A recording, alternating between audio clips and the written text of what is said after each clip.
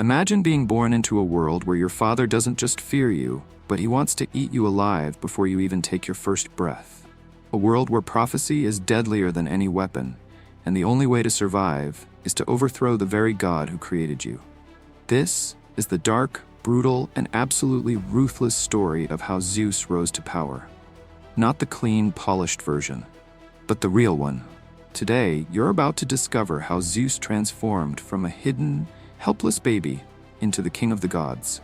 A journey built on betrayal, cosmic war, forbidden strategies, and a prophecy that terrified not just one generation of gods, but two. So let's go back to the beginning, to a time before Olympus, before gods ruled the skies, a time ruled by fear. Long before Zeus existed, the universe belonged to the Titans. Their leader was Cronus, a god so powerful that even the sky trembled when he moved. But Cronus had one weakness, one prophecy. It warned him that one day one of his children would grow strong enough to overthrow him. Cronus didn't wait. He didn't doubt. He didn't hope the prophecy would be wrong. No. Each time his wife, Rhea, gave birth, Cronus swallowed the child whole. Hestia, Demeter, Hera, Hades, Poseidon. One by one, he devoured them. Not cruelly, but fearfully.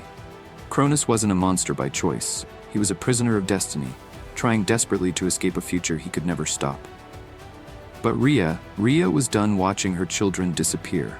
So when she became pregnant again, she planned something that would change the universe forever. Zeus wasn't supposed to live. He wasn't supposed to breathe, cry, or grow. Not under Cronus's rule, but Rhea outsmarted him. When Zeus was born, she didn't present him to Cronus. She handed him a rock, wrapped in baby cloth. Cronus swallowed it without question. Meanwhile, the real baby Zeus was carried far away, to a remote cave on the island of Crete. There, he was raised not as a child, but as a secret. Nymphs fed him. Warriors danced around the cave, smashing their shields together whenever he cried, so Cronus would never hear him. And the goat Amalthea fed him milk said to give divine strength. Zeus didn't grow up loved. He grew up hidden, protected, prepared. Not to be a son, but to be a weapon. The kind of weapon the universe had never seen. By the time Zeus reached adulthood, he knew exactly what Cronus had done to his siblings, and he knew one thing.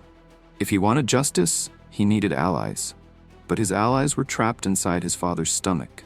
So Zeus did something unexpected. He didn't storm the throne. He didn't challenge Cronus head-on. He disguised himself, slipped into Cronus's palace, and served the father who would have killed him. Zeus played the role perfectly. Humble, loyal, unnoticed. But behind the calm smile was a plan. With the help of the Titaness Metis, Zeus created a special potion. Not poison to kill, but poison to force Cronus to vomit. When Cronus drank it, the world shook. One by one, Zeus's swallowed siblings burst back into existence, fully grown and furious. And now Zeus had something he never had before, an army. The moment Zeus's brothers and sisters returned, the universe split in half. On one side, Zeus and the Olympians. On the other, Cronus and the Titans. A cosmic civil war, fought across mountains, oceans, and the sky itself. The battlefields weren't ordinary land. These were divine battlegrounds where the earth cracked open, storms lasted for years, rivers boiled, mountains shattered, and for 10 long years, the war had no winner. The Titans were older, stronger, experienced. But Zeus had something they didn't: strategy. He realized he couldn't win by strength alone, so he made a dangerous decision. He freed the Hundred-Handed Giants and the Cyclopes, monsters so powerful even Cronus locked them away. In gratitude, the Cyclopes forged weapons unlike anything in existence: a trident for Poseidon, an invisibility helmet for Hades, and for Zeus, the thunderbolt, a weapon of pure destruction. With these new weapons, the Olympians surged forward. Zeus from the sky unleashed lightning that shattered mountains. Poseidon caused earthquakes that swallowed Titan armies. Hades used the shadows themselves to hunt enemies unseen. The war turned, and soon, the Titans fell. Cronus's reign was over. After the final battle, Zeus stood above the ruins of the Titan stronghold, victorious, but not merciful. He didn't kill the Titans. He did something worse. He locked them deep inside Tartarus, the darkest prison in existence, guarded by monsters that never slept.